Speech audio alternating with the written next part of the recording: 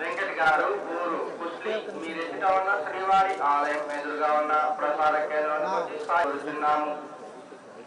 వెంకట్ గారు ఊరు కుస్లీ మీరెదుట ఉన్న శ్రీవారి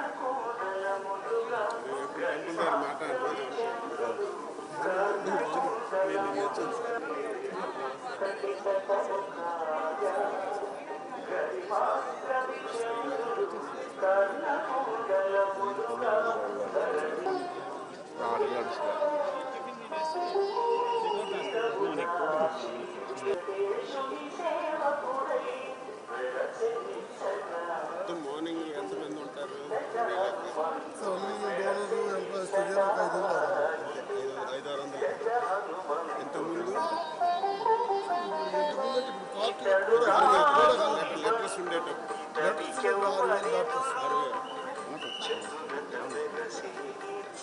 జనరల్ బ్రేక్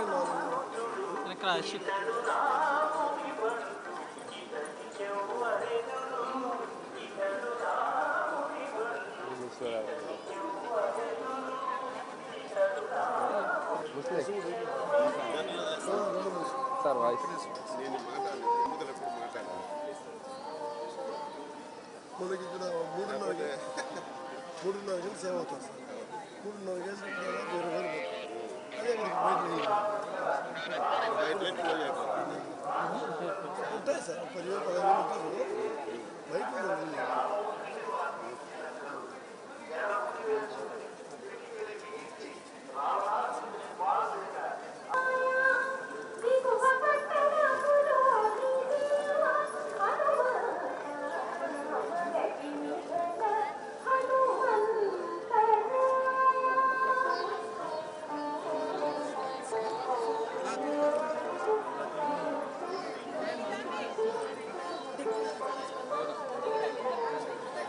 సైట్స్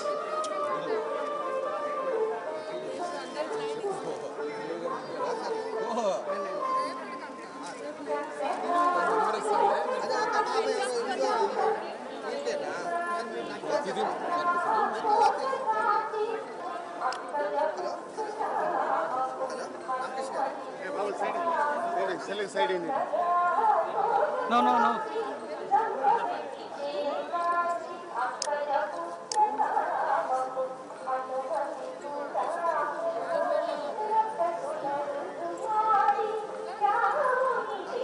నమస్కారం సార్. నిలబడుకోండి సార్.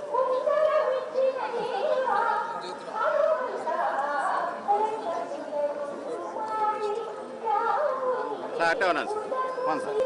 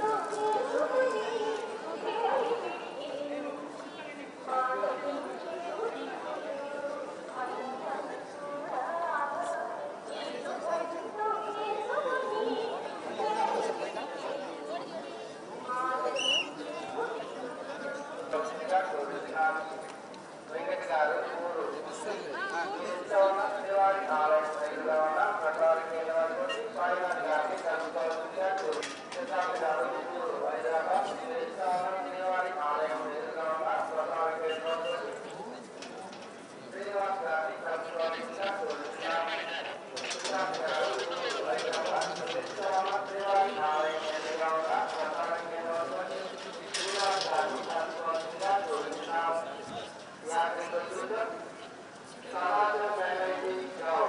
ఈరోజు కలియుగ దైవం శ్రీ వెంకటేశ్వర స్వామి వారి దర్శనానికి సకుటుంబ సమేతంగా రావడం జరిగింది.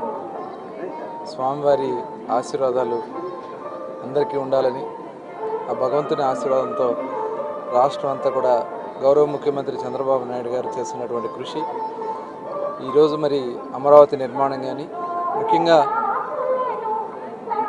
ఈ రాయలసీమ ఏరియాలో కూడా ముఖ్యమంత్రి గారు చాలా అభివృద్ధి కార్యక్రమాలకు శ్రీకారం చుడుతూ ఉన్నారు. అవన్నీ కూడా సఫలం కావాలి. ఏదైతే మనం ఇరిగేషన్ ప్రాజెక్టులకు సంబంధించి మన రాష్ట్రాన్ని సస్యశ్యామలం చేయడం కోసం పోలవరం బనకచెర్ల మరి ఈరోజు ఒక అద్భుతమైనటువంటి కార్యక్రమాన్ని శ్రీకారం చుడుతున్నారు.